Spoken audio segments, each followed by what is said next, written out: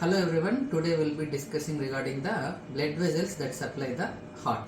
So normally so many patients who come to me, they will be having a common doubt, sir, how we will get heart attack, sir? What are the blood vessels supplying the heart? Or they will be asking questions, sir, are all my walls normal, sir? So many patients does not know that walls and blood vessels are different. So walls are the structures which are seen inside the heart.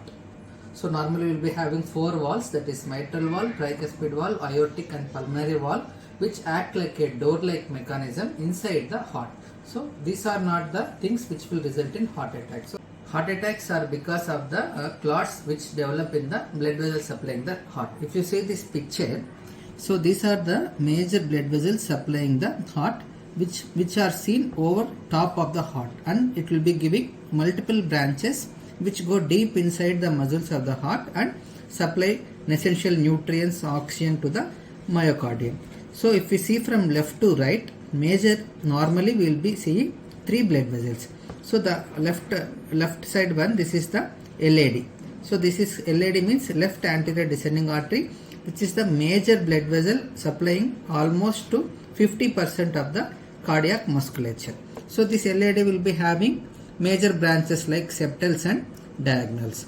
So and along with the LAD, one more blood vessel side by is L6, that is left circumflex artery.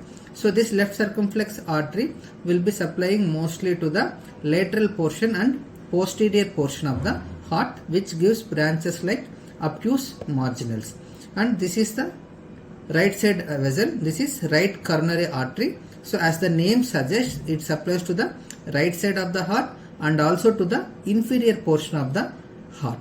So what we tell normally as heart attacks, it is because of the deposition of cholesterol and obstruction to the blood flow in these coronary arteries. Thank you.